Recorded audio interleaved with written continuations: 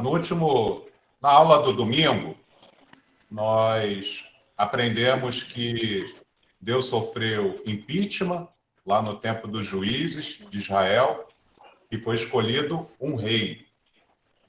A gente aprendeu que a graça de Deus em resposta ao pecado do ser humano. A gente aprendeu a diferença entre o humanismo com Deus e o humanismo sem Deus.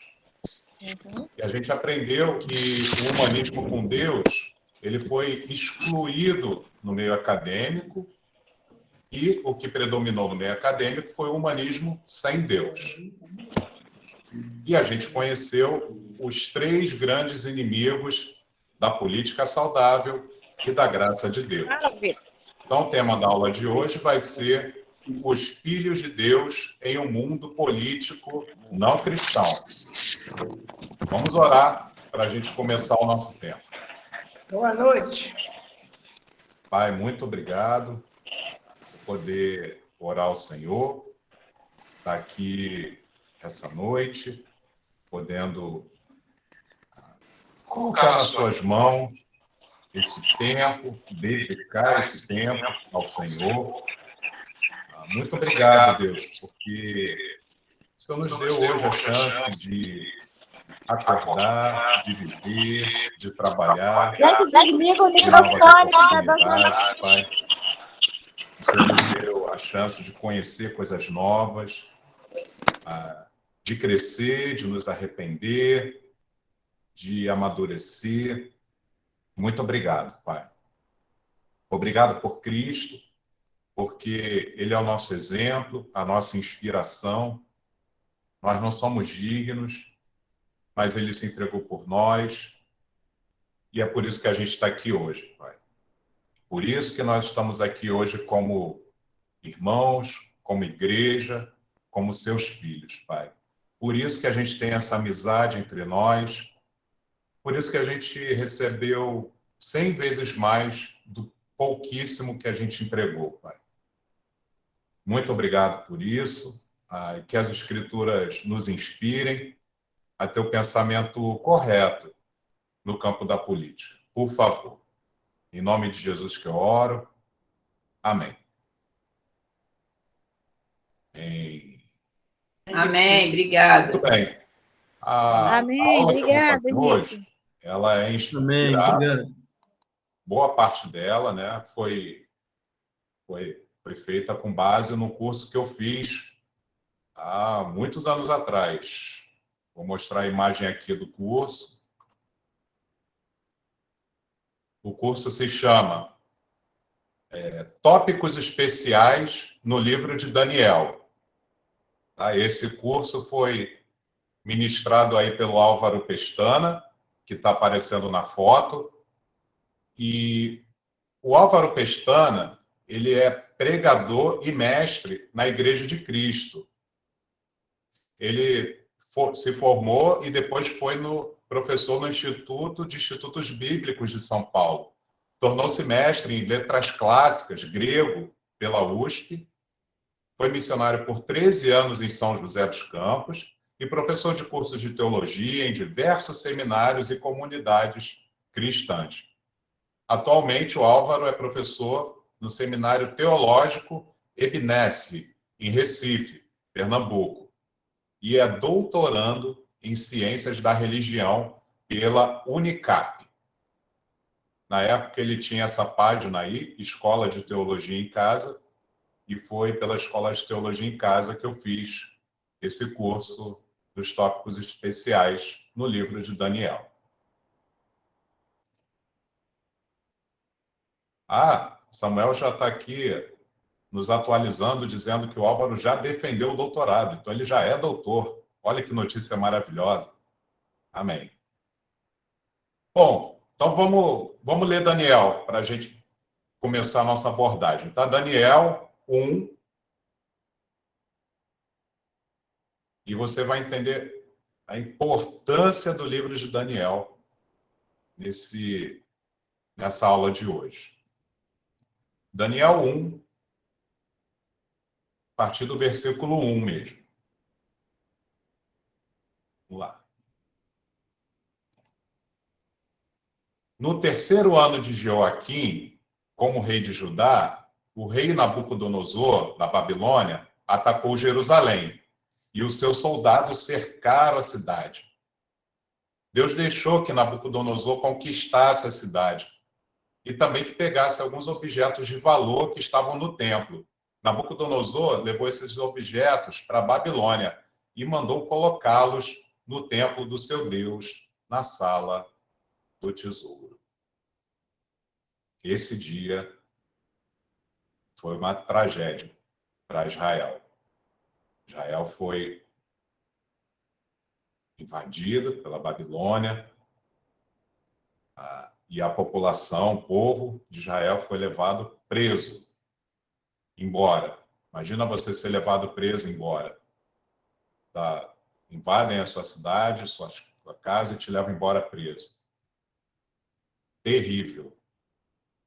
Mas esse não foi o único, essa não foi a única invasão em Jerusalém. Houveram outras invasões da Babilônia, que essas invasões arrasaram com Jerusalém, e aí o povo virou cativo lá na Babilônia. Veja você que por que esse momento ele é tão importante na história, no aspecto político? Porque antes, né, nós tínhamos a época dos reis. Né? Se você lembrar, nós tivemos o rei Saul, Davi, Salomão e vários reis de Israel que nós tivemos. E só que quando a Babilônia invadiu Israel, acabou o país e acabou o reinado também. Acabou tudo. E o que aconteceu? Depois desse exílio da Babilônia, Israel nunca mais teve um rei. Nunca mais teve um rei. Ainda que eles desejassem e muito, eles nunca mais tiveram. Veja só que momento histórico na questão da política. É engraçado que Deus foi retirado do poder para ser colocado o rei, agora os reis foram retirados e não tinha mais ninguém. Claro que haviam governadores, né, no tempo de Neemias e tudo, mas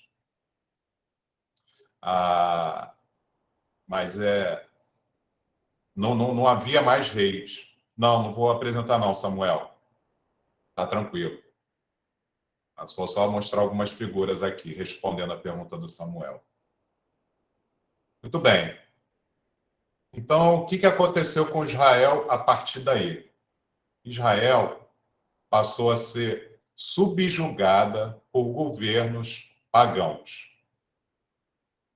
O povo de Israel ele aprendeu a conviver sob o domínio de outras nações, que não o rei deles. Eles tiveram que aprender a viver assim, desde Babilônia até Roma. E mais, a partir daí, o povo de Deus precisava aprender a praticar sua fé em um mundo político não comprometido com Deus. Esse foi o desafio dos judeus a partir daí, do povo de Deus. E isso que aconteceu naquela época já era um indicativo de Deus do que ia acontecer com o seu povo no futuro aqui nesse mundo. Deus já estava dando a pista para o seu povo. Então vamos ler a continuação de Daniel, a partir do versículo 3. O rei Nabucodonosor chamou Aspenaz, o chefe dos serviços do palácio, e mandou que escolhesse entre os prisioneiros israelitas alguns jovens da família do rei e também das famílias nobres. Todos eles deveriam ter boa aparência e não ter nenhum defeito físico. Deveriam ser inteligentes, instruídos e ser capazes de servir no palácio. E precisariam aprender a língua e estudar os escritos dos babilônios. O rei mandou também que os jovens israelitas recebessem todos os dias a mesma comida e o mesmo vinho que ele, o rei, comia e bebia. Depois de 3 anos de preparo, esses jovens deviam começar o seu serviço no palácio. Entre os que foram escolhidos estavam Daniel, Ananias, Misael e Azarias, todos da tribo de Judá. Aspenaz lhe deu outros nomes, isto é, Beltessassar, Sadraque, Mesaque e Abed-nego. Eu li até o versículo 7. Olha só, né? Isso aí, gente, é porque a Babilônia, a partir desse tempo, ela se tornou o novo poder mundial. Então, a partir desse momento, a Babilônia criou esse programa de difusão da cultura babilônica. Porque qual era o dilema deles? Como eles fariam com que todos os povos diferentes aceitassem esse jugo do Império Babilônico, já que eles estavam conquistando vários povos de culturas diferentes? E a resposta é simples: transformar todos em babilônicos. Essa é a estratégia. Mas quais são as características desse programa para fazer todo mundo se tornar babilônico? Você escolhe jovens, porque os jovens são mais fáceis de moldar. Você escolhe os mais inteligentes e cultos, para eles terem capacidade de receber treinamento avançado. Você oferece a melhor carreira possível na corte do rei Nabucodonosor, oferece privilégios e mordomias irrecusáveis, criando fidelidade, intimidade com o rei. Oferece estudos de alto nível da cultura e da língua dos caldeus, né? Tornando aqueles jovens babilônicos por meio dessa cultura, por meio desses costumes.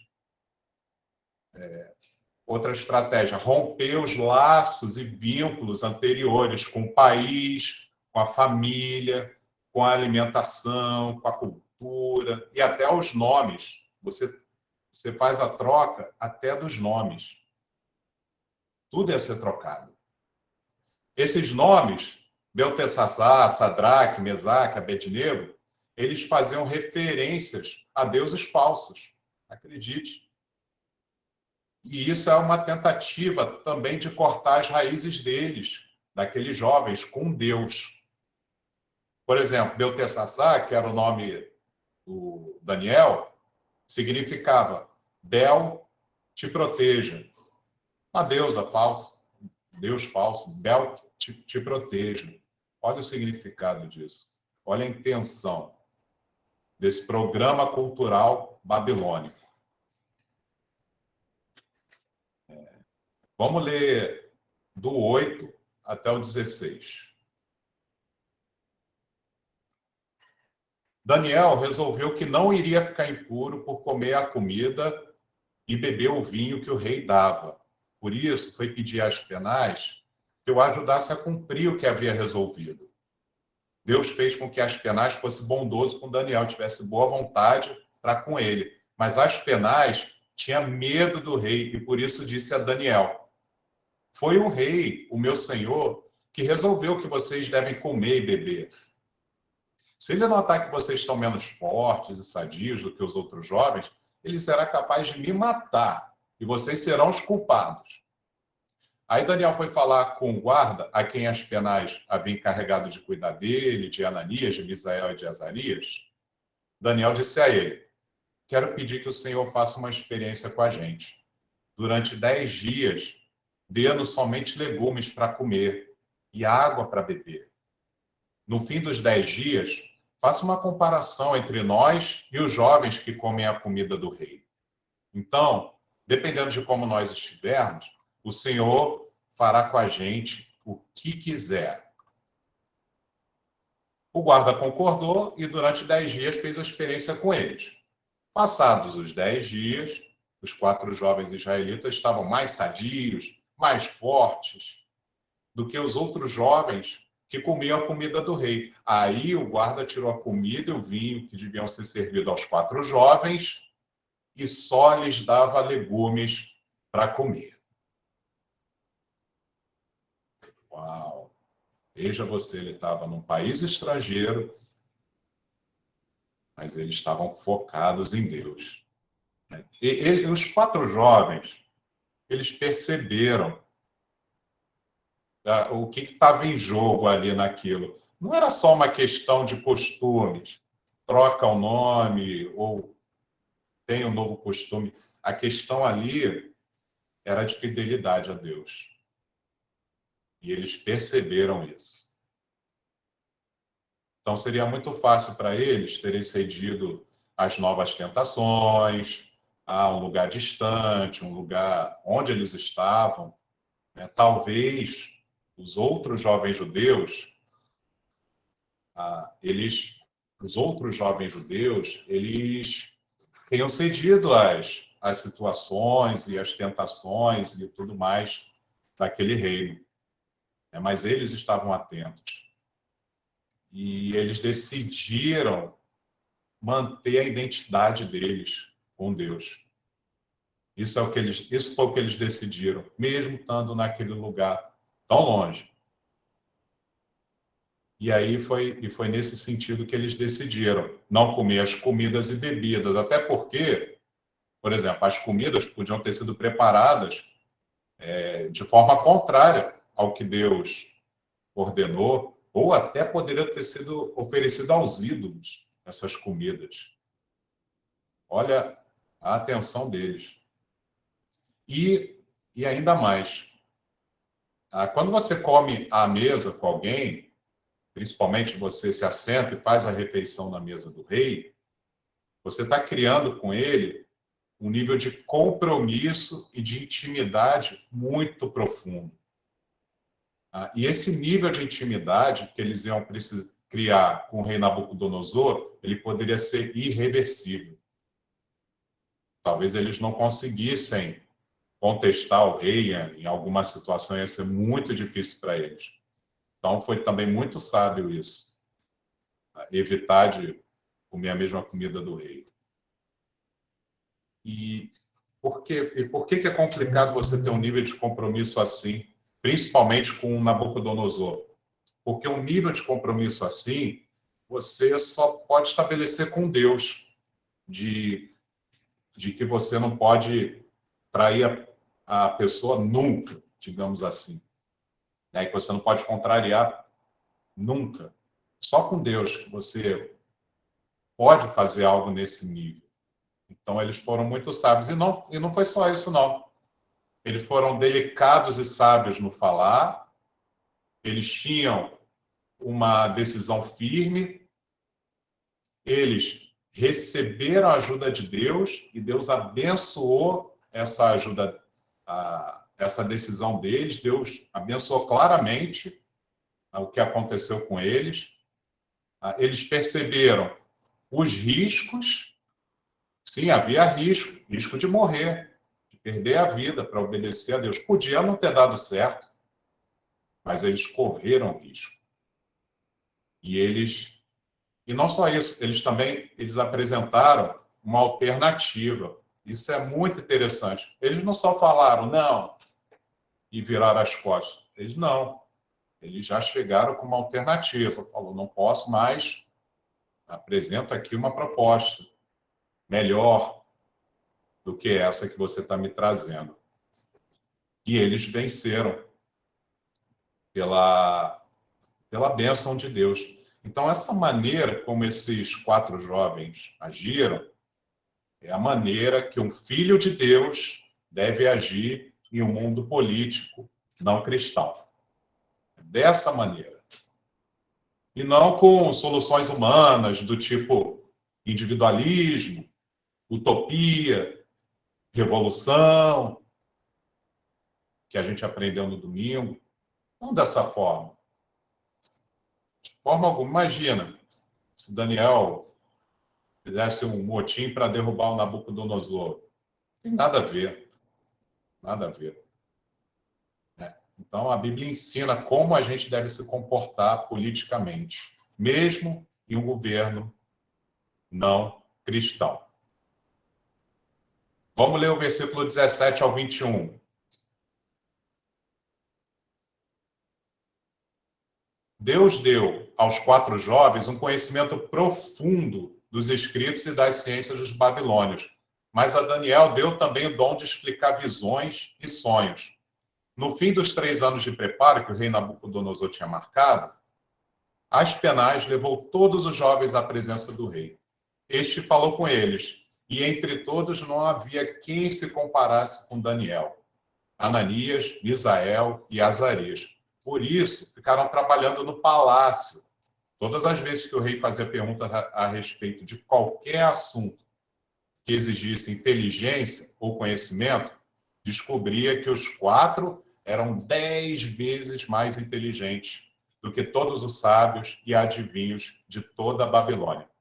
E Daniel ficou no Palácio Real até o ano em que o rei Ciro começou a governar na Babilônia. Uau! Olha como Deus abençoou poderosamente a vida deles, desses rapazes, desses homens que confiaram em Deus, no campo da política. Mas, sabe, um filho de Deus, gente, não foi chamado para ser ignorante em relação ao seu meio ao redor. O filho de Deus não foi chamado para isso, para ser ignorante. Tanto que eles conquistaram um conhecimento profundo dos ensinamentos dos babilônicos. E mesmo assim foram fiéis a Deus. E Daniel, veja você, Daniel, ele fala aqui até no final, no último versículo, ele fala até o último rei que Daniel serviu. Para ser mais preciso, Daniel serviu um total de 5 reis da Babilônia, 5 reis da Babilônia, e 2 reis medo-persas. Olha isso. Eu conheço algumas pessoas lá no meu setor, eu trabalho no órgão público, na prefeitura, e eu conheço algumas pessoas em específico que foram pessoas de confiança de um prefeito e se tornaram pessoas de confiança do outro prefeito que é totalmente adversário daquele. Tem pessoas que são assim, são pessoas que se tornam essenciais em qualquer que seja o governante. Olha que exemplo incrível para se seguir na área da política. Incrível. Lá em Daniel 2, a gente não precisa ir lá não, tá? Mas eu queria citar Daniel 2, porque Daniel 2 é aquela famosa visão, aquele famoso pesadelo, aquele sonho terrível que Nabucodonosor teve com aquela estátua gigantesca. Tá? O Daniel capítulo 2 fala sobre isso. E resumindo aqui para vocês, né, relembrando, o rei Nabucodonosor ele teve um sonho terrível. Você já teve um pesadelo? Horrível? Eu já tive. Não é brincadeira, não. Pois é, ele teve um sonho terrível. E aí, o que Nabucodonosor fez? Ele chamou todos os sábios, adivinhos, feiticeiros e astrólogos. E a tarefa desse pessoal era adivinhar e interpretar o sonho. Não era só ouvir o sonho e dar a interpretação, eles tinham que adivinhar o que o cara sonhou. Ou seja, isso nunca foi pedido antes para nenhum deles. Era uma coisa surreal. E eles ficaram enrolando o rei. Eles não tinham capacidade para fazer isso, então eles ficaram enrolando o rei. E aí o rei ficou muito irado e decretou a morte de todo mundo, de todos esses, sabe? Só que aí incluiu Daniel também. E foi aí que a notícia chegou até Daniel. Ele ia ser morto também. E aí, o mais legal nesse episódio foi a forma como Daniel lidou com a situação. E essa forma como Daniel lidou com a situação é um exemplo para nós também. E como que Daniel agiu? Ele foi discreto, ele não enrolou o rei, ele pediu um prazo para o rei, ele buscou os amigos dele, pediu para orarem pela situação, teve ali uma dependência profunda de Deus. E aí, qual foi o resultado dessa dependência profunda de Deus? Ele recebeu a resposta de Deus, Daniel. A resposta de qual era o sonho e qual era a interpretação. E Daniel louvou a Deus. Olha que incrível. Isso é humanismo com Deus, gente. Isso é depender de Deus. E qual era esse sonho, afinal de contas? Nabucodonosor, ele sonhou com uma estátua gigantesca, terrível, cuja cabeça era de ouro, os peitos e os braços eram de prata, a barriga e os quadris eram de bronze, as pernas eram de ferro e os pés com metade de ferro e metade de barro. Esse foi o sonho dele. E depois, uma grande pedra se soltava de uma montanha e caía nos pés dessa estátua e despedaçava essa estátua. Aí a pedra depois cresceu e se tornou uma montanha gigantesca que cobriu o mundo inteiro. Esse foi o sonho terrível do Nabucodonosor. E isso, meus irmãos, é uma revelação poderosa de Deus sobre o futuro, realizada 500 anos antes de Cristo, mais ou menos. Cerca de 500 anos antes de Cristo. Isso é uma revelação poderosíssima. E Daniel interpretou. Ele falou que a cabeça de ouro era o próprio Nabucodonosor, que recebeu o sonho. Os peitos e o braço de prata era o Império Medo-Persa, ao qual ele serviu também, que veio depois de Nabucodonosor.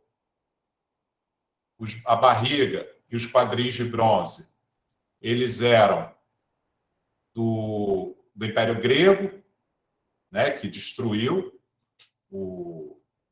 os Medo-Persas e assumiu o poder, e as pernas... Perdão. E as pernas de ferro e os pés com metade de ferro, metade de barro, era Império Romano.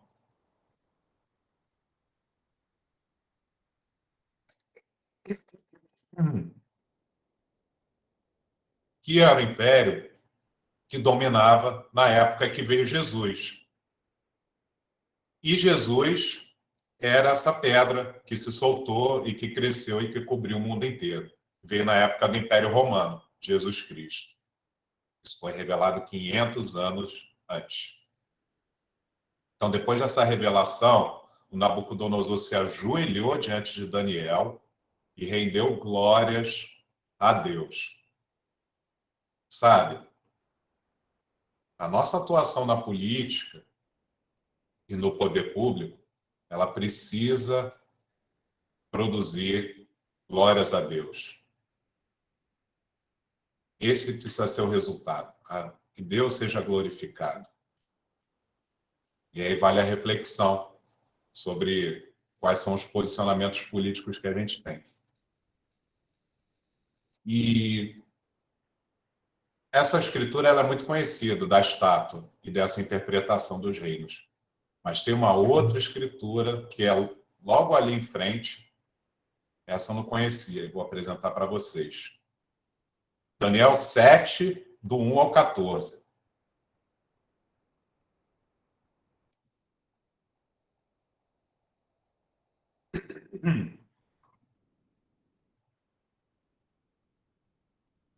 Daniel 7, ao 14. Certa noite, durante o primeiro ano de Belsazar como rei da Babilônia, Daniel se deitou na sua cama e sonhou, e no sonho teve visões. Quando acordou, ele escreveu aquilo que tinha sonhado. Aqui está o que ele escreveu. No sonho que tive naquela noite, eu vi os ventos soprando de todas as direções e agitando as águas do mar, imenso. De repente saíram do mar 4 monstros enormes, diferentes uns dos outros. O primeiro parecia um leão, mas tinha asas de águia. Enquanto eu olhava, as suas asas foram arrancadas e ele foi posto de pé para que andasse como homem. E foi dada a ele uma mente humana. O segundo monstro era parecido com um urso. Ele se levantou nas patas de trás e segurava 3 costelas na boca. E uma voz lhe dizia: vai, coma muita carne. Depois vi o terceiro monstro. E este era parecido com um leopardo. Ele tinha 4 cabeças e nas costas tinha 4 asas, como asas de ave. A este animal foi dada autoridade para reinar. O quarto monstro que vi naquela visão era terrível, espantoso e muito forte. Tinha enormes dentes de ferro e com eles despedaçava e devorava as suas vítimas. O que sobrava, ele esmagava com as patas. Esse monstro era diferente dos outros 3 e tinha 10 chifres. Eu estava olhando os chifres com atenção e notei outro chifre menor que nasceu entre os outros. 3 chifres foram arrancados para dar lugar a esse chifre menor, que tinha olhos como os de gente e uma boca que falava com muito orgulho. Continuei olhando e vi que foram postos alguns tronos. Num deles, assentou-se aquele que sempre existiu. A sua roupa era branca como a neve e os seus cabelos eram brancos como a lã. O trono e as suas rodas pareciam labaredas de fogo. E de um lugar em frente do trono saía um rio de fogo. Havia ali milhares de pessoas que adoravam aquele que estava sentado no trono. E muitos milhões estavam de pé na presença dele. Começou o julgamento e foram abertos os livros. Continuei olhando, pois o chifre pequeno ainda estava dizendo palavras orgulhosas. E vi quando o quarto monstro foi morto e o seu corpo foi despedaçado e jogado no fogo. Quanto aos outros monstros, o poder que tinham foi tirado deles, mas não foram mortos. Foi dado a eles mais um pouco de tempo para viverem. Na mesma visão que tive naquela noite, eu vi um ser parecido com um homem que vinha entre as nuvens do céu. Ele foi até o lugar onde estava aquele que sempre existiu e foi apresentado a ele. Deram-lhe o poder, a honra e a autoridade de rei, a fim de que os povos de todas as nações, línguas e raças o servissem. O seu poder é eterno e o seu reino não terá fim. Uau! Essas são as visões. Daniel sonhou, Deus revelou para ele e, novamente, a mesma visão lá da estátua, mas agora em formato de 4 monstros. A mesma visão. A mesma visão. O leão alado, né, que perdeu as asas e tudo, ele era Nabucodonosor, ou melhor, o Império Babilônico. O urso, com as costelas na boca, ele era o Império Medo-Persa. O leopardo de 4 cabeças e 4 asas era o Império Grego. E o animal terrível e feroz, dentes de ferro, aquela coisa terrível, era o Império Romano. A mesma revelação do sonho anterior.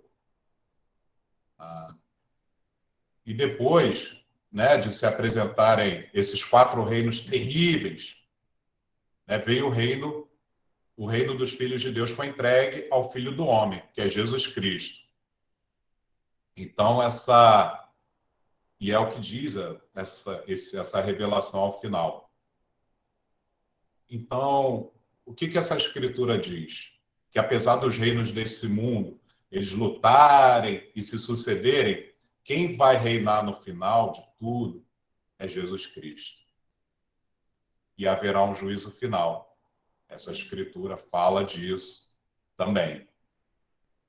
Deus revelou isso para Daniel 500 anos antes. Deus avisou. Quando Deus repete sonhos e visões, é porque a questão já está decidida e não tem volta. É mais ou menos a mesma coisa que acontece em Apocalipse. Se você for ler o livro de Apocalipse, tem aquela parte que Jesus dá orientação para as igrejas, né? Mas tem a parte em que a parte dos 7 candelabros, os 7, eu esqueci agora, mas os 7 anjos, aquilo que isso eu estou falando lá em Apocalipse, tá? Aquilo ali são o quê? Formas diferentes de trazer a mesma mensagem. São figuras, você tem a revelação lá dos 7 trombetas, 7 anjos, 7 candelabros, enfim. Aí, quando chega no 6º, ele conta a história. No 7º, ele reinicia e conta de novo a mesma história. E a história que ele conta lá no Apocalipse já é mais focada no juízo final e também focada em consolar os cristãos que estavam sofrendo lá no 1º século. Isso lá em Apocalipse, tá? Lá em Apocalipse, a ordem que é dada pelo escritor do livro é a seguinte: não cele as palavras desse livro. Aquilo precisava ser conhecido pela igreja, para encorajar a igreja que estava sendo perseguida, lá em Apocalipse. Mas esse de Daniel, o anjo já deu uma outra ordem. Ele falou: cele as palavras desse livro. Por quê? Porque ali tinha profecias de coisas que iam acontecer em reinos terrenos. E as pessoas não iam entender. Então, era melhor que fosse selado. Então, o livro de Daniel permaneceu selado por algum tempo, por ordem do anjo. Se você vai ler, se você ler no livro de Daniel, veja quão sério é esse livro que a gente está lendo. Eu até suspeito que... eu não lembro se eu li isso, mas parece que um desses reinos aí, não sei se o Império Grego, um desses reis teve acesso a essas profecias. Então, o cara meio que já sabia, porque tem profecias muito detalhadas no livro de Daniel sobre como ia ser, né, guerras nesses impérios e tal. E aí o cara meio sabia de antemão. Aí ficou uma situação estranha, né? O cara já leu a profecia antes dela acontecer, né? Mas, enfim, era um livro que precisava ser selado, porque essas revelações são muito sérias. Muito sérias. Mas tem uma coisa mais importante ainda do que essa história do fim do mundo e tudo mais, e da vinda de Cristo, é o seguinte: todos os reinos do mundo, eles foram retratados como monstros nessa visão. E mais Jesus Cristo, ele foi retratado de forma humana. Veja a diferença. Sabe por quê? Porque todos os reinados e governos desse mundo são monstruosos. Só Jesus é humano de verdade. Só Jesus traz a verdadeira humanidade, como ela deve ser. Guardem essa informação na mente de vocês. Todos os governos desse mundo são monstruosos. E Deus revelou isso mais de uma vez.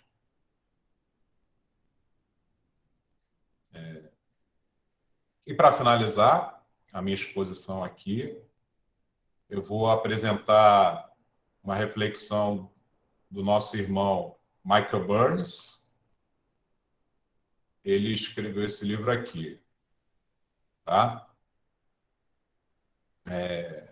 Michael Burns, ele escreveu esse livro, Escaping the Beast, Política, Fidelidade, Aliança e Reino. Tá? Michael Burns é o mestre da nossa família de igrejas e serve na Igreja de Cristo de Minneapolis, São Paulo. Ele é graduado no seminário Wesleyano, da Universidade Wesleyana de Indiana. Ele foi professor de História em uma escola na cidade de Milwaukee por cerca de 10 anos. Ele ministra aulas e palestras em igrejas e seminários no mundo inteiro. Então, esse é o livro aí dele, que vai servir de inspiração para essa reflexão que eu vou final aqui, tá? Basicamente, na introdução desse livro, o Michael Burns, ele relata que ele já estudou a Bíblia com um monte de gente e já ouviu de tudo. Já viu muitas reações das pessoas à mensagem do Evangelho. Muitas reações diferentes, de todo tipo, das pessoas ao Evangelho. Mas teve somente uma reação que ele nunca viu à Bíblia e ao Evangelho, estudando a Bíblia com as pessoas. E essa reação está lá em Atos 17, do 1 ao 7, que é a última escritura de hoje. Vamos lá. A única reação que o Michael Burns não viu. Atos 17, do 1 ao 7. Diz o seguinte: Paulo e Silas passaram pela cidade de Anfípolis e Apolônia e chegaram a Tessalônica, onde havia uma sinagoga. Conforme seu costume, Paulo foi lá e nos 3 sábados seguintes falou sobre as escrituras sagradas com as pessoas que estavam ali na sinagoga. Paulo lhes explicava e provava que o Messias precisava sofrer e que, depois de morrer, tinha que ressuscitar. E ele dizia: este Jesus que estou anunciando a vocês é o Messias. Paulo e Silas conseguiram convencer disso algumas daquelas pessoas, as quais se juntaram a eles. Um grande número de não-judeus convertidos ao judaísmo e muitas senhoras da alta sociedade também se juntaram ao grupo. Mas os judeus ficaram com inveja. Eles foram buscar alguns homens maus entre os malandros das ruas e formaram um grupo de desordeiros. Estes fizeram muita confusão na cidade, atacaram a casa de Jasão, procurando Paulo e Silas a fim de os levar para o meio do povo. Mas como não os encontraram, levaram à força Jasão e alguns outros irmãos até a presença das autoridades da cidade, gritando: aqueles homens têm provocado desordens em todos os lugares. Agora chegaram até a nossa cidade e Jasão os hospedou na casa dele. Eles estão desobedecendo às leis do imperador romano, dizendo que existe outro rei chamado Jesus.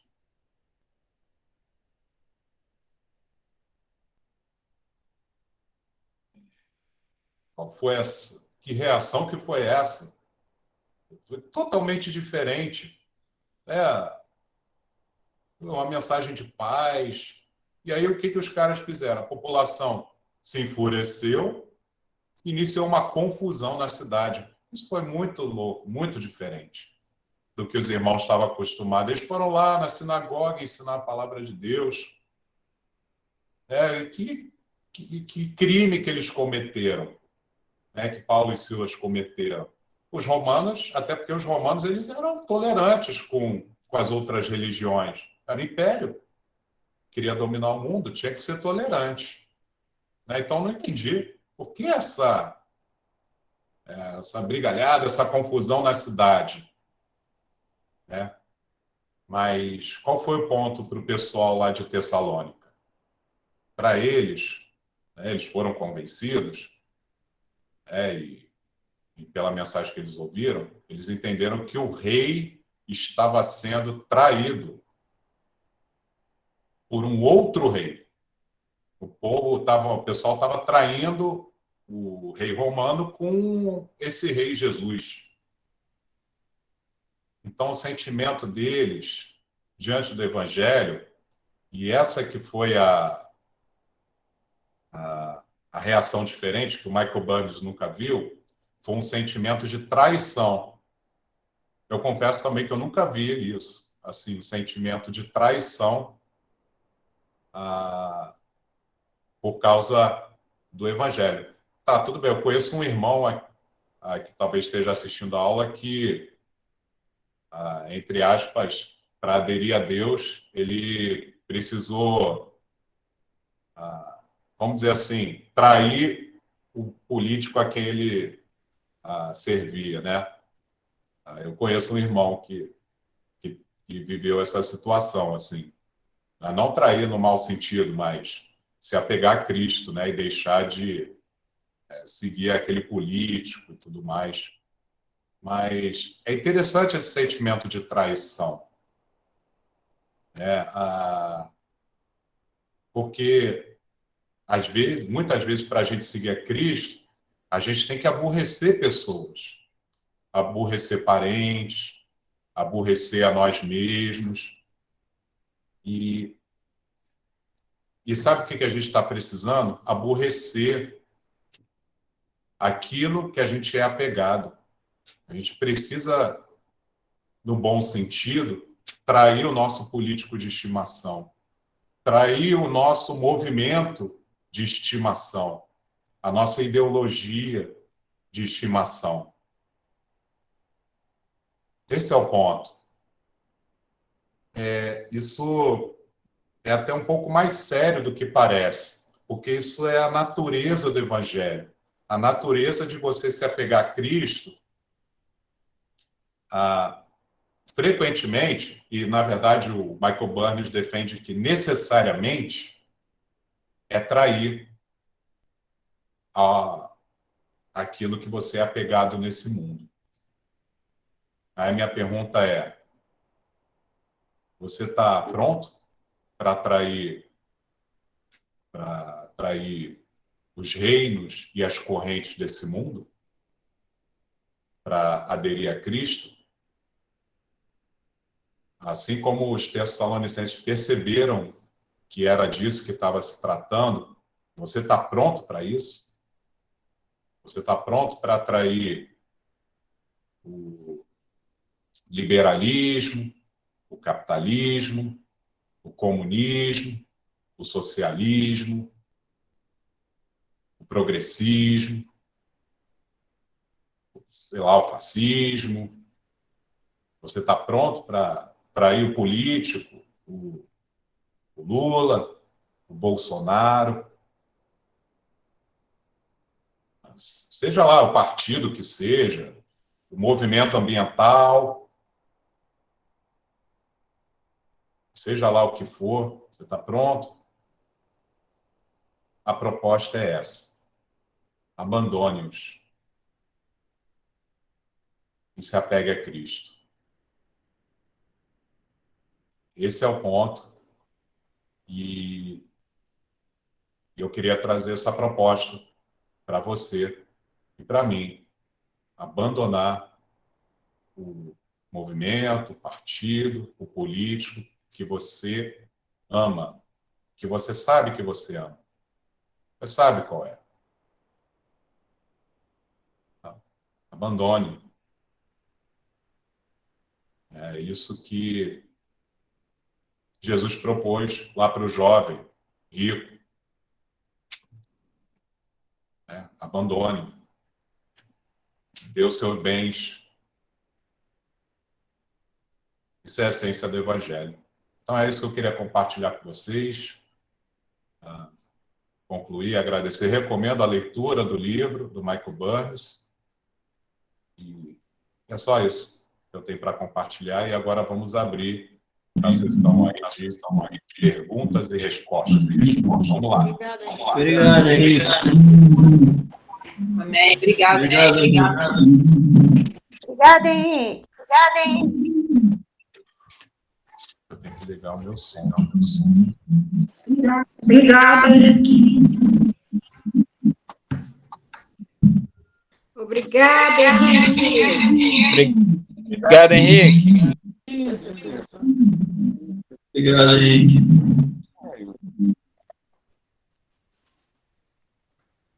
Bom, estou aberto aí a ouvir as perguntas. Sobre domingo também, você pode perguntar, quem quiser perguntar. Tá? Vou só fechar o microfone. Pronto. Obrigado, meu filhão. Obrigado, Henrique. Ninguém quer perguntar nada? Obrigada, Henrique. Obrigada, Henrique. Muito obrigada. Muito especial. Henrique. Oi. Henrique. O que eu estava pensando aqui quando você falou sobre os monstros, né? Da época que foi apresentado aqui, né? A Bíblia falando. Então, assim, no tempo da Idade Média, por exemplo, os reinos, eles lutavam entre si, né? Porque geralmente um rei, por exemplo, no tempo das cruzadas, né? O reino, muito reino persas, ele vinha e lutava contra outro reino, tipo, era como se os persas fossem as trevas, né? E o reino do que um rei amava a Deus, queria o bem do povo, era um reino próspero, rico, né? Sempre vinha o outro rei para lutar, para roubar tudo do outro rei, que era próspero, que respeitava o povo, que se compadecia do povo, né? E na história desses reinos havia muita tirania, né? Então, olhando assim, falando desses monstros, né? Eram reis que queriam tipo o poder do mundo só para ele. Né? Então, por exemplo, os persas eram um reino muito forte e começou pela ganância de um rei. Né? Então, eles eram capazes de matar, por exemplo, se o pai falava, não, nós temos que respeitar a nação, né? E sermos justos, porque lá eles fazem por onde, mas às vezes vinha o filho e prendia o pai, que era o rei, para assumir o poder e ir lutar contra aquele outro reino que vivia em paz com o dele. Né? Muitas vezes tinha reis que não queria a luta por causa do povo, a destruição, e não via motivo nenhum para fazer guerras, né?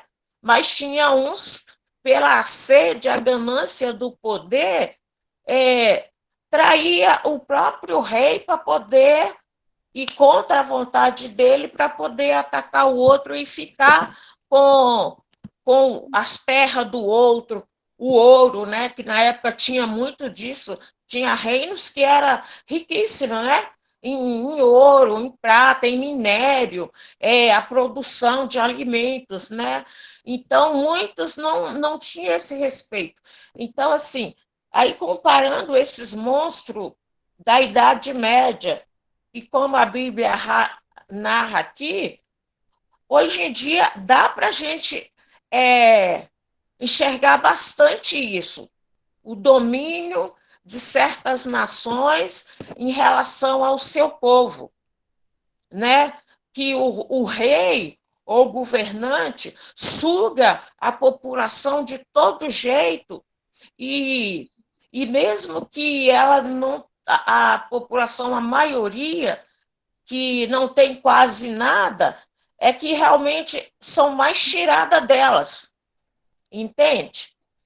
São mais tiradas. Então, assim, a pessoa já não tem por onde correr para poder até se alimentar, ter uma árvore com plástico para se cobrir do frio, da chuva, mas a ganância das autoridades são tão grandes que eles é como se a maioria da população do país que sustenta o poder, né, fica subjugada a ele e assim, sem direito a nada, né? Fala que é um país livre, que é um país democrata, que é um país isso e aquilo, mas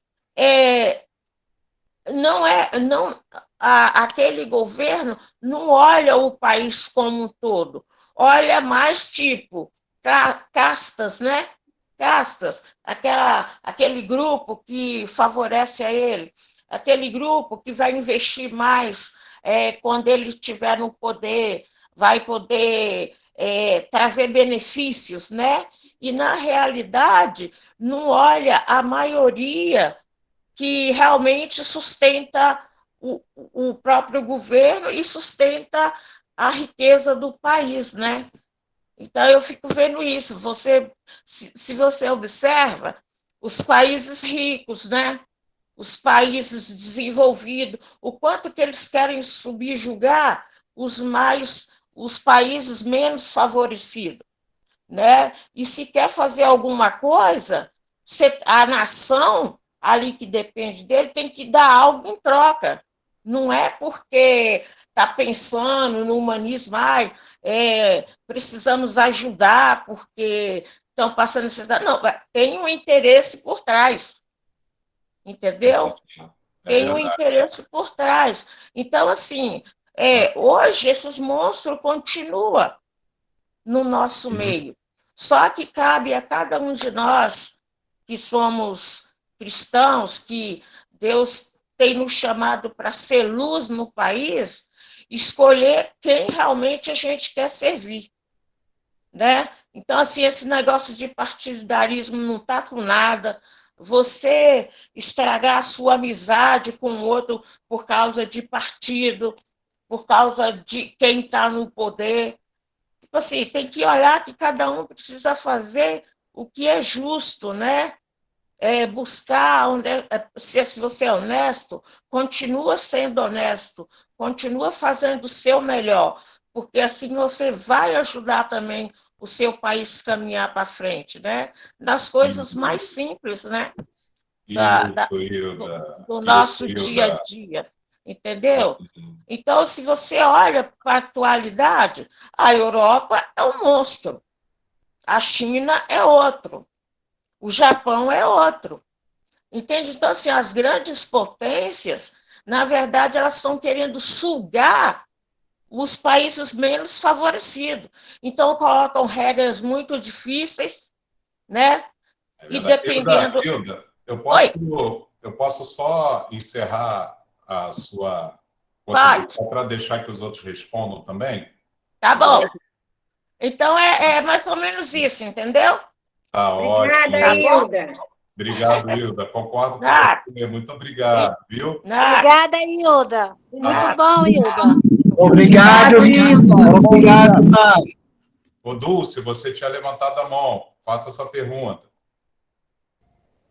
Obrigada, Hilda. Prazer em vocês todos. Eu até estava escrevendo. Deixa eu ver se eu puxo aqui o que eu estava escrevendo. Peraí, só um minutinho. Pode falar. Pronto. A nossa educação formalizada socialmente tem como princípio a laicidade. Esse princípio está diretamente ligado ao humanismo sem Deus. Como discípulos de Jesus, os conflitos que têm sido abordados nas últimas pregações, elas entram em conflito com essa perspectiva humanista, né? Que é o humanismo sem Deus.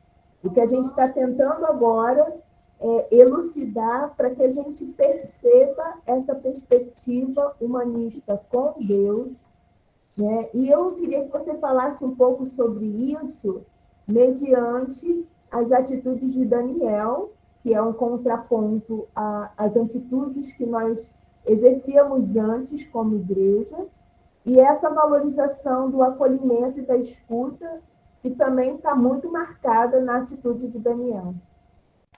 Obrigada. Tá bom. Bom, nós somos... A gente acaba interpretando a educação laica, né, como essa, no fundo, essa educação sem Deus. Eu, particularmente, eu não tive aula de religião, né, na minha infância. Eu até sou grato por isso, porque o que eu conheci da palavra de Deus, né, eu conheci porque eu quis. Eu sou muito grato por isso. Mas existe uma tendência também de se confundir Estado laico com Estado ateu. Né? A Constituição fala que, não usa nem esse termo laico, na verdade, né? Ela fala que a religião pode ser praticada livremente no país, não paga imposto, etc., né? Mas se diz que o nosso Brasil, quando diz que qualquer religião pode ser praticada livremente, enfim, que o governo ele não tem vínculo com nenhuma religião, né? É isso que se diz que é Estado laico, não tem união do governo com a igreja. Vamos dizer assim, é um pouquinho diferente da Inglaterra, por exemplo, que a Inglaterra é um país oficialmente que tem uma religião. É diferente de nós, apesar de, na prática, né, ser assim. Então, mas algumas pessoas realmente têm confundido Estado laico com Estado ateu, né? E aí acabam querendo entubar na população pensamentos de ateísmo. Né? Isso é meio complicado. Então, porque a função do governo também, de certa forma, é respeitar os valores da sua população. Então, não é o governo ser representante da igreja, né? Mas respeitar também os valores da população, né? Não entubar valores que são contrários aos valores da população. Eu costumo dizer que o ateísmo é uma religião também, só que uma religião sem Deus. Então, você não pode favorecer a religião do ateísmo, vamos dizer assim, né? Na minha humilde opinião. Mas falando assim da relação com Daniel, né?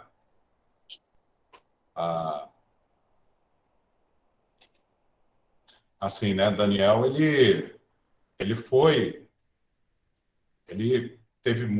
deu vários exemplos, né? E um exemplo muito interessante de Daniel é que ele trouxe propostas. Isso foi muito legal. Ele não só disse, não vou fazer. Ele trouxe uma proposta. Né? E eu digo isso porque nós temos muitos desafios hoje, né, no campo público, no campo político. Por exemplo, aqui no estado do Rio, né, todos os governadores nos últimos 10, 20 anos, não sei exatamente, foram presos. A gente devia olhar para isso com muita seriedade. A gente acha isso tão natural, mas isso é muito grave. Como é que todos os governadores foram presos, foram colocados na cadeia? O que isso representa para o nosso Estado? Alguma coisa de errado está acontecendo e a gente não está observando. O que está passando? O que está faltando para que os nossos governadores parem de ser colocados na cadeia? O que está faltando? E digo mais, onde a igreja está falhando nesse aspecto? Onde a igreja está falhando? A igreja hoje ela está preocupada né, só com a sua salvação individual?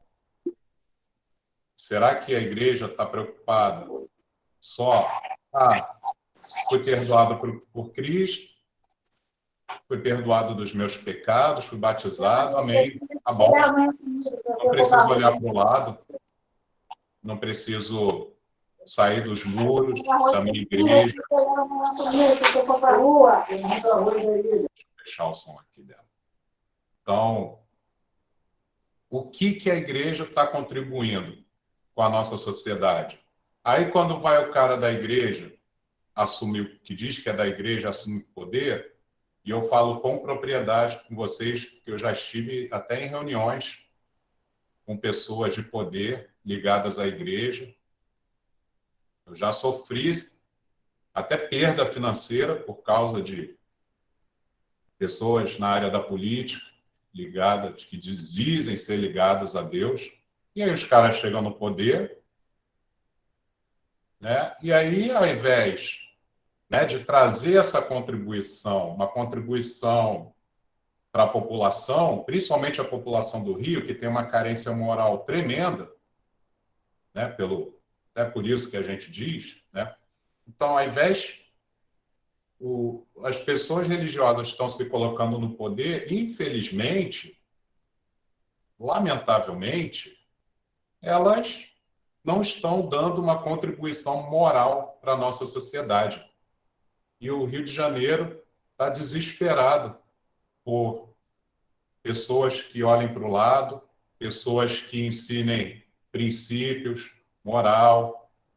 Olha, meus irmãos, não queiram saber as pouquíssimas coisas que eu já sei que acontecem nos bastidores. Os discursos são lindos. Os discursos são maravilhosos. Você vê um discurso... Pega o pior político que você conhece. Vai ver um discurso dele. Pô, o discurso é maravilhoso. Você quer levar ele para casa.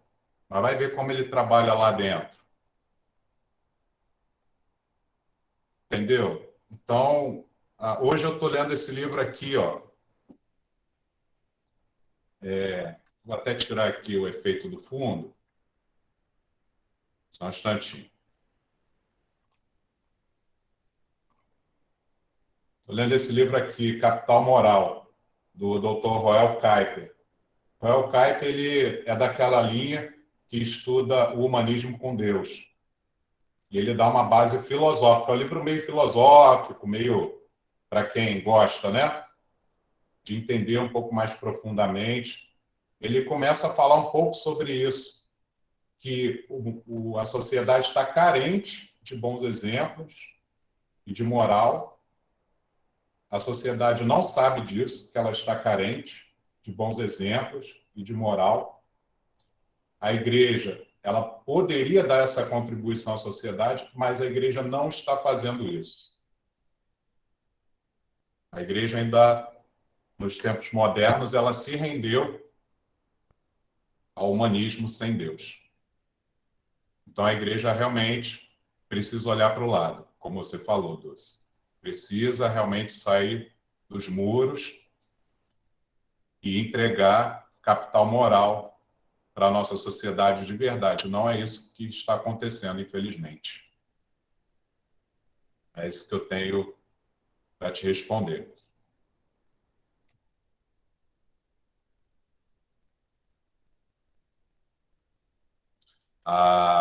Daniel, Davi, pode perguntar.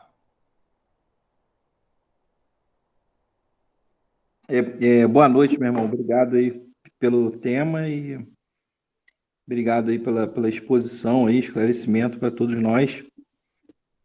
Você teve um período trabalhando como funcionário público, né? No setor público, né? Eu trabalho desde 2012, né?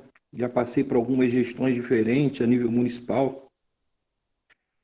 E isso que você falou é verdade, porque uma coisa é o discurso, mas as ações elas diferem do discurso, né? E acho que por trás de tudo isso você tem uma manipulação das pessoas que são extremamente poderosas, quando a gente fala a nível de mundo, né? Às vezes a gente vê pessoas aparecendo na televisão, nos órgãos internacionais, presidentes de vários países do mundo, né? Todo mundo parece que está fazendo tudo certinho, bonitinho, né? Mas olhando para nós, o que nós somos, o que nós representamos para Deus, né? Aquilo que Deus nos chamou. Voltando naquela primeira parte que você falou sobre qual partido que a gente vai adotar, né? O partido é a lei de Deus, né? É Jesus Cristo, sempre, né? Porque por mais que a gente venha simpatizar com qualquer coisa, né? O padrão de comparação sempre vai ser Cristo, né? Você vai olhar para a Bíblia e vai olhar para o que este ou aquele estão fazendo, né? E o padrão sempre tem que ser Jesus, né? Sempre. Para a gente comparar as coisas. E, na verdade, a sociedade espera isso da gente, né? A sociedade espera que Deus espera de nós que a gente leve luz, né? E essas escolhas sempre são difíceis, né? Eu também já passei por oportunidades que eu poderia ter alçado um cargo muito bom, um salário muito bom, mas talvez hoje eu tivesse sendo processado pelo Tribunal de Contas, tendo que pagar advogado para me defender de coisas que são ilícitas. Então é aquele negócio, você vai ter que escolher. E de fato, aí você vai ter que escolher a quem que você vai trair. Você vai trair a Jesus, os princípios que Jesus ensinou, que Deus ensinou, ou vai trair os princípios daquele que quer te levar para um caminho errado, né? E a gente que está... Mas isso também, a gente não pode esquecer também que isso ocorre também mesmo no setor público, mesmo no setor privado. Você pode estar sendo assediado a fazer alguma coisa que seja ruim diante de Deus, né? Diante de Deus, diante de Jesus Cristo, diante da Bíblia, né? E eu acho que isso acaba sendo uma escolha diária, né? Nossa. Eu me lembro que quando eu me converti, em 1995, uma das coisas que eu fiz foi queimar no fundo do terreno da minha casa todas as revistas de mulheres nuas, coisas assim, que era muito comum naquele tempo. Não existia celular, não existia internet. E eu me lembro que a minha mãe me viu fazendo aquilo, ela olhou, ela não falou nada. Tipo assim, ela falou, o que meu filho está fazendo? Né? Isso foi logo que eu me batizei e tal, que eu voltei em casa, né? Que eu ficava entre o Rio e o interior aqui. E aí eu queimei aquelas coisas todas, juntei tudo lá no fundo do terreno, joguei álcool, acendi o fósforo, queimei. Mas hoje eu vejo que eu preciso queimar todo dia, sabe? O celular que está na mão aqui está sendo usado para falar o bem, para a gente falar de Jesus, para a gente aprender da Bíblia, mas também pode ser uma máquina do mal. E é muito difícil, é uma batalha, porque, na verdade, o mal e o bem estão bem perto de você, é como lá no Jardim do Éden, né? Adão estava lá, numa boa, com umas coisas boas que Deus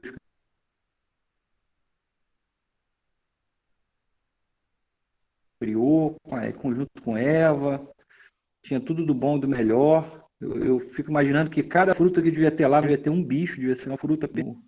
E eu acredito que não foi imediato, eles deviam olhar e falar, não, Deus falou para a gente não mexer e tal. Cada dia passando, mas chegou um momento que houve a queda, né? E aí as coisas ruins vieram na sequência. Mas é o desafio que a gente precisa, a escolha que a gente precisa, diária que a gente precisa fazer. Era uma escolha difícil. Agradeço a igreja, agradeço os irmãos, agradeço a Bíblia. Eu sei que essa batalha é uma batalha que eu preciso vencer todos os dias. Vai ser assim, acho que até o dia que eu morrer. Só o dia que eu deixar esse corpo material aqui, ou se Jesus chegar antes disso, que as coisas estão acontecendo nesse mundo de tal forma que parece que talvez a nossa geração venha a assistir a volta de Jesus, assim, do jeito que as coisas têm andado, do jeito que as coisas têm ocorrido.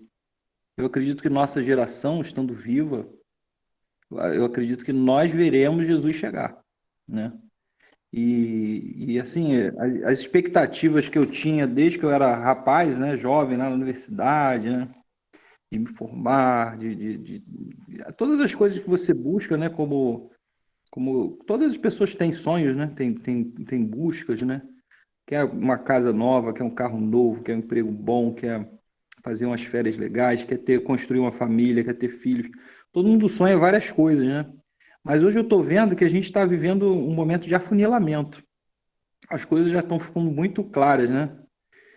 O que você tem de um lado e o que você tem do outro, né? Então, que a gente sempre, como igreja, né? Que a gente escolha Jesus sempre, né? E essa seja a minha escolha sempre, mesmo diante dos meus momentos de fraqueza, que minha escolha seja Jesus Cristo sempre. Amém. Obrigado. Obrigado aí por compartilhar o seu coração, muito especial. Obrigado. Obrigado por ter feito parte daquele ministério universitário que me resgatou lá. Obrigado. Obrigado. Fala, meu amigo Samuel. Oi, Henrique, tudo bom? Tudo bem? Amigo, quero te agradecer muito pela aula. Eu fiquei muito grato de te ouvir falando, principalmente ver a forma expositiva, colocando o livro de Daniel, né? Sua sensibilidade, porque quando a gente trabalha com questões culturais, né, eu acho que é um desafio, né? Você não pender para um lado, nem para o outro, mas você buscando se agarrar nas escrituras. Então eu queria te elogiar, né? Te exaltar, né? Porque é um trabalho difícil e eu vi que você fez um excelente trabalho, meu amigo.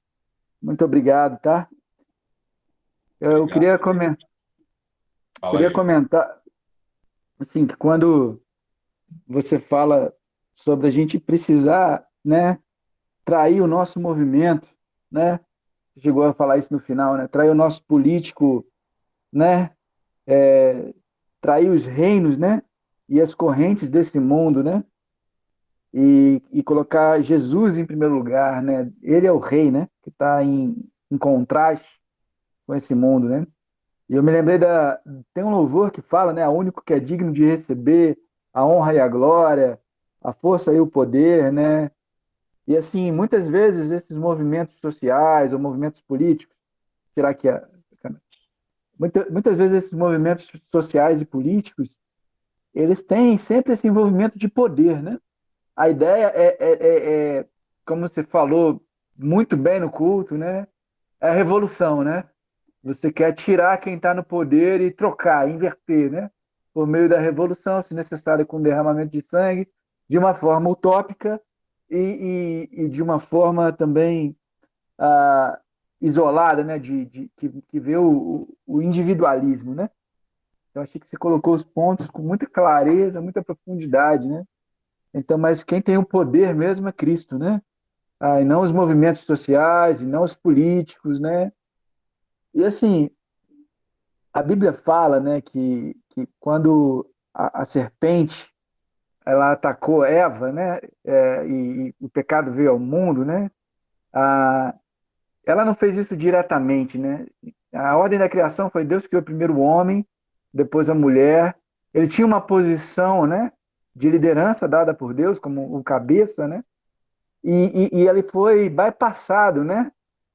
Assim, a ideia do diabo, que eu acredito, não foi atacar a mulher porque ela era mais fraca que o homem, mas ele queria atacar a ordem que Deus tinha estabelecido, né? E aí ele foi até a mulher e seduziu ela, e depois o homem também foi seduzido e o pecado entrou no mundo. Mas ele foi rodeando, ele não foi direto, né?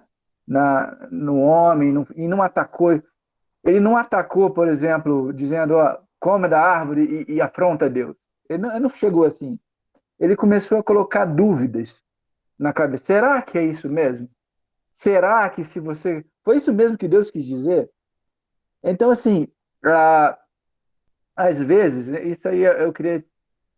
A gente pode estar sendo influenciado pelo mundo e ele está entrando na nossa mente e formando nossas ideologias e colocando lentes para a gente ler as escrituras, que são mais culturais, são mais políticas do que necessariamente cristãs ou submissas a Cristo, né? E se isso acontece, como é que a gente pode lutar contra isso, né? É uma pergunta aí. Obrigado, meu amigo. Obrigado mesmo, muito obrigado.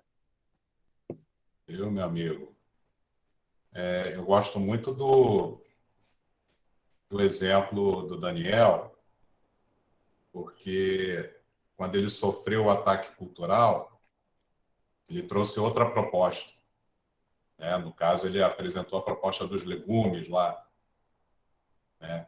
E, às vezes, talvez o que falte também na igreja, justamente em todos nós, né?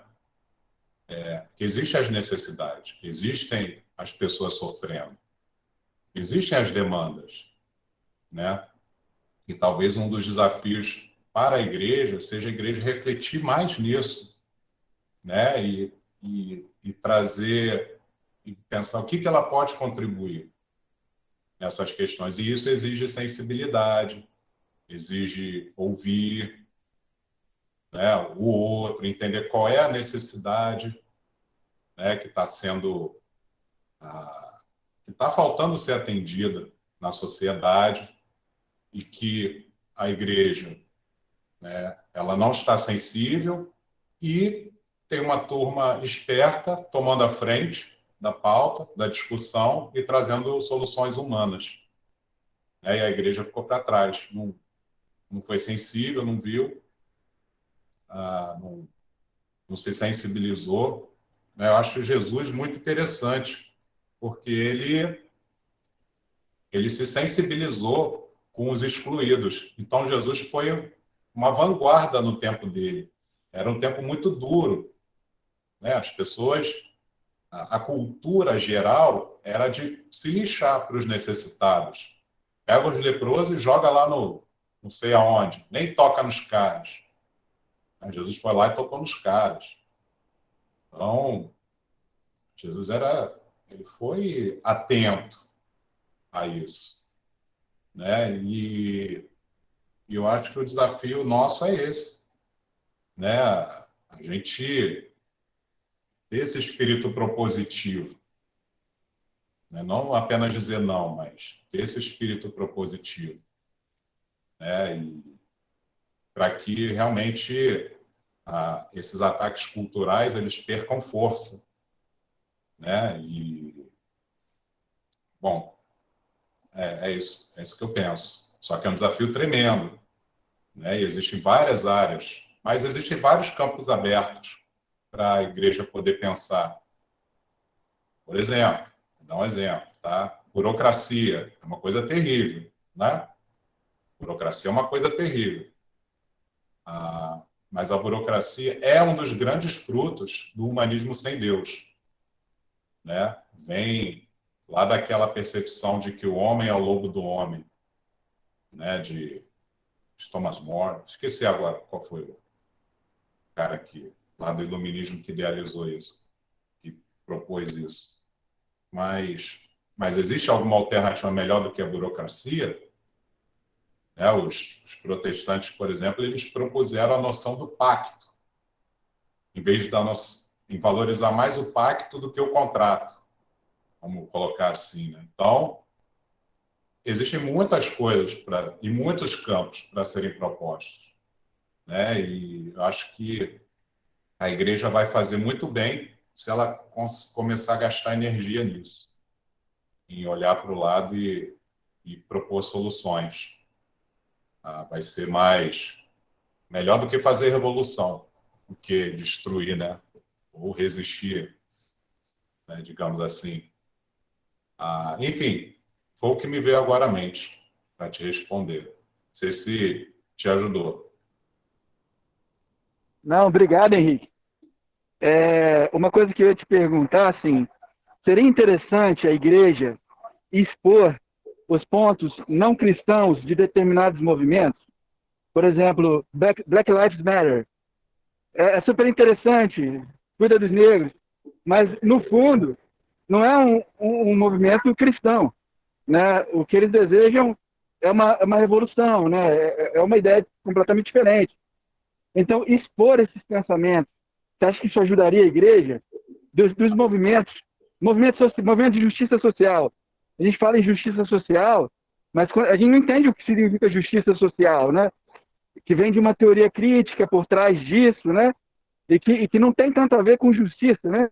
Mas com redistribuição de renda de uma forma nem tão justa, né? Então, e informar a comunidade cristã a respeito disso, você acredita que seria um ponto positivo também? Sim, acompanhado daquilo que eu citei anteriormente. Como que a gente vai ouvir os negros, né? Qual o espaço que a gente vai acolher melhor e refletir melhor, né? Acho que os dois cabem, sim. É importante a gente ter consciência também, acho importante, sim. Eu vou passar para o Edson Leão. Edson Leão, boa noite. Ó, gente, eu não sou especialista de ciências humanas, não. Eu sou engenheiro.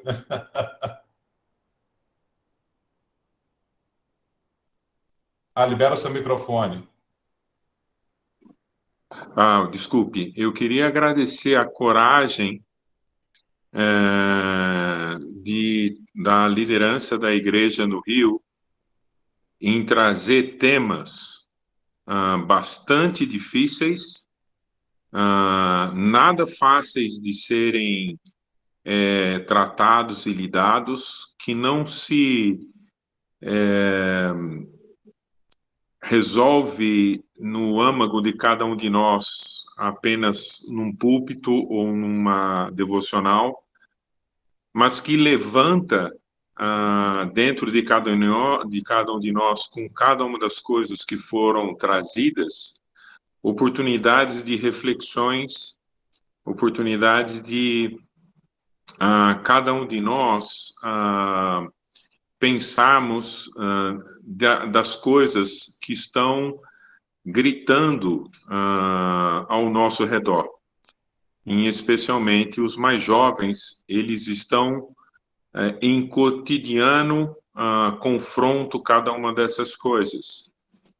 E ao trazer cada um desses tópicos e cada uma dessas questões, e é um assunto tão espinhoso como política, para discussão e para conversas e estudos, é de uma coragem que me alegra muito, porque nos levará,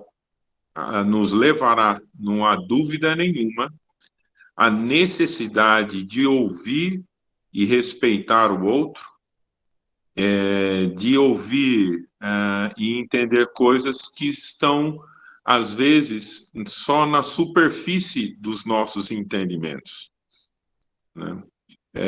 Então, essa é a primeira coisa que eu queria dizer, que eu sou muito grato, porque vocês estão trazendo algo que está além das questões básicas que a gente tem em nossa comunidade, e do qual a gente tem estudado bastante. Então, todos esses assuntos, por mais polêmicos que eles sejam, eles na luz e no amor, na misericórdia e na amizade, não há dúvida que vai produzir coisas que vão glorificar a Deus. Então, eu primeiro queria muito agradecer a coragem de vocês. A segunda é agora, então, uma pergunta, tendo em vista que o ano que vem nós vamos ter eleições, e o cenário que se aproxima, ele mostra bastante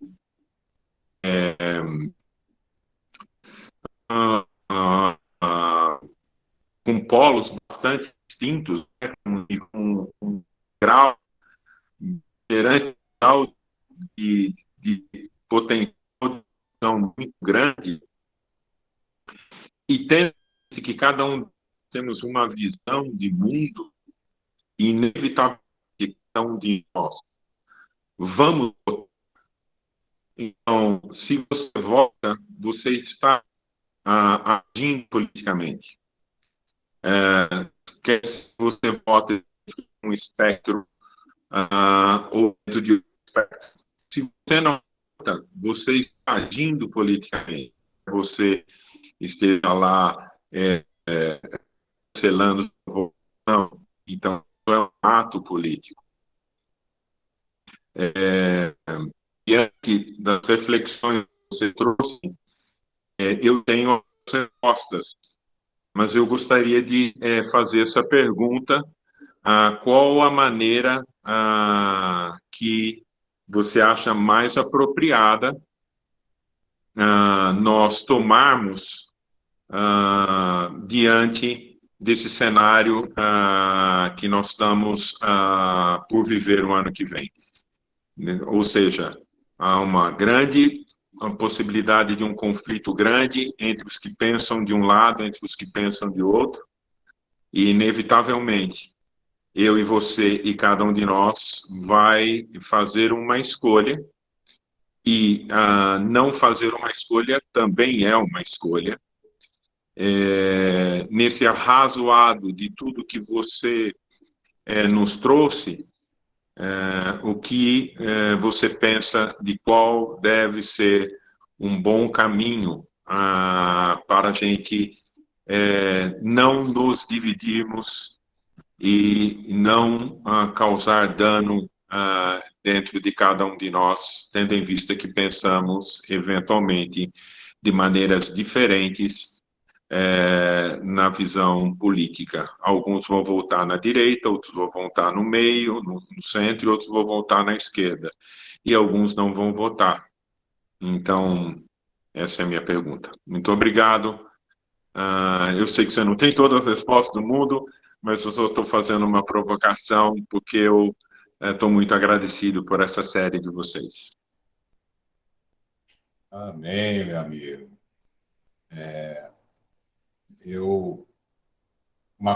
Uma escritura que eu me lembrei, e que eu até compartilhei com o irmão, assim, né?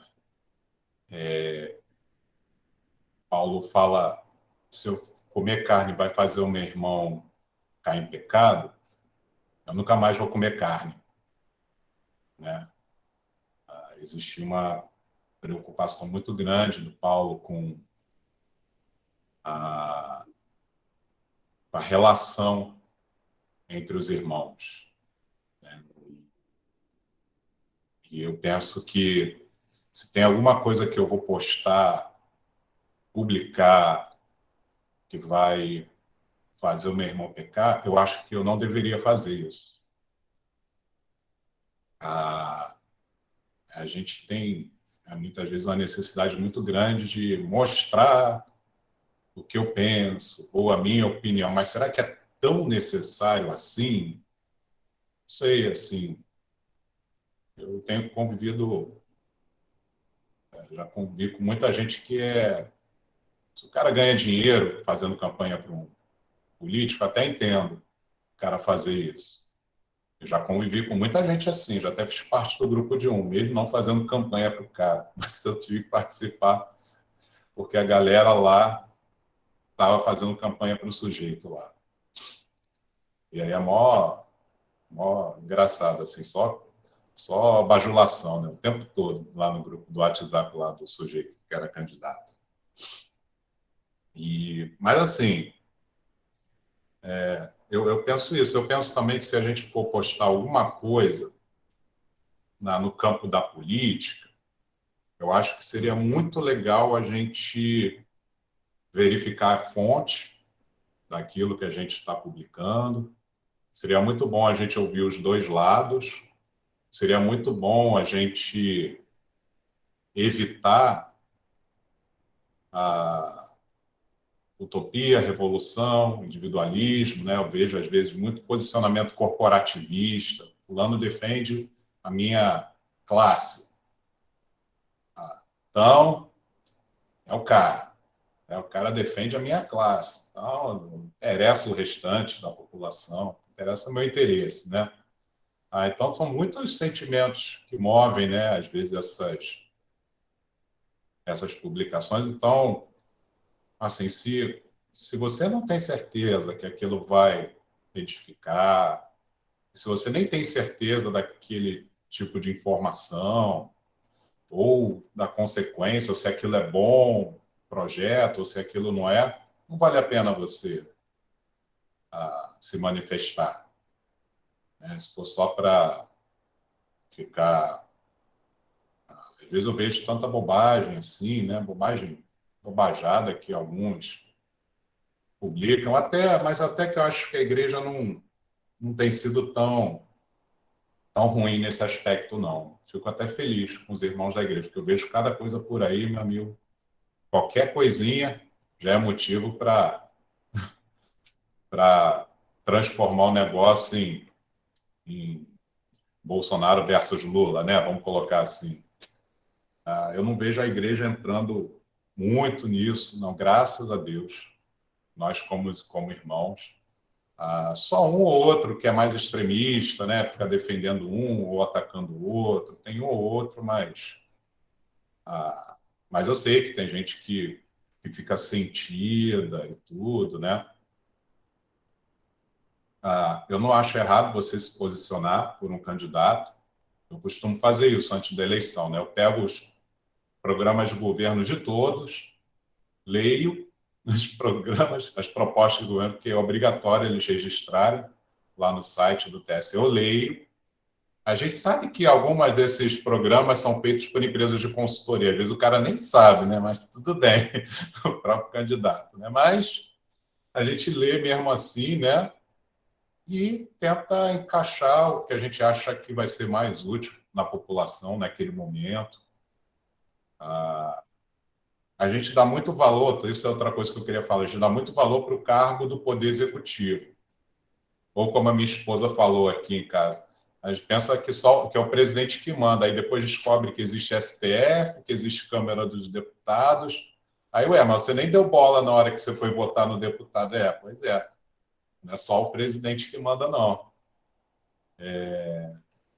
Tem uma galera que manda também, né? Então, a gente se foca muito nessa parte do pessoal das eleições do Poder Executivo, mas a gente não pode esquecer do Legislativo. A gente tem que analisar esses candidatos também, aqueles 5 números, 4 números, 3 números que a gente vota. Aquilo ali muda o rumo do seu país também.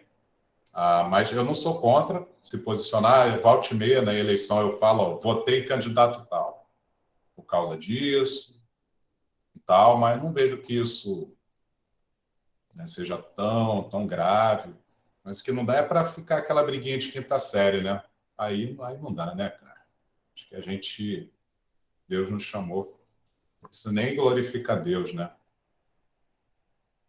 Então é isso que eu penso, assim, superficialmente te respondendo. Muito obrigado. Eu concordo. Vamos glorificar a nossa bandeira é Cristo, né? E a particularidade daquilo que eu penso enquanto uma ação política não pode ser um escândalo,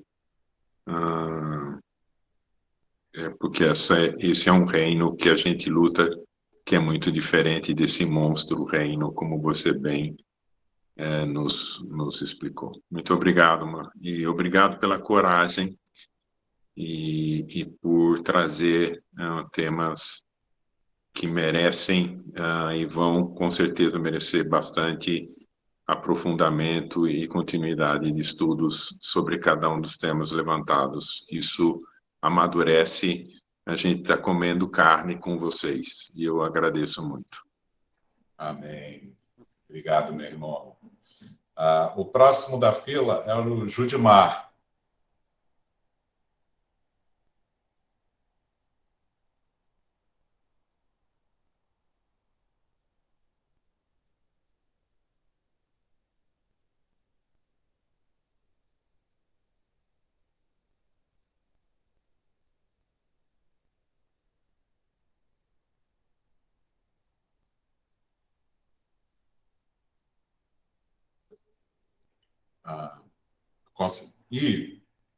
Só queria agradecer. Tá bom. Valeu. Acho que já são 9h20.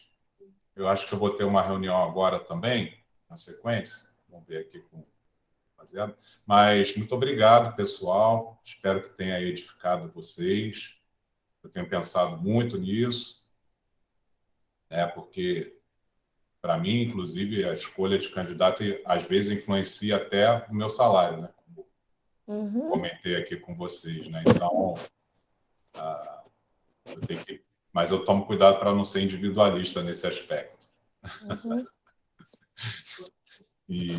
Mas eu quero agradecer a vocês, espero que tenha edificado. Um grande beijo, boa noite, galera. Boa noite. Boa noite. Vamos ser cidadãos Boa do noite, céu, Henrique. que tudo vai se resolver, Henrique. Amém.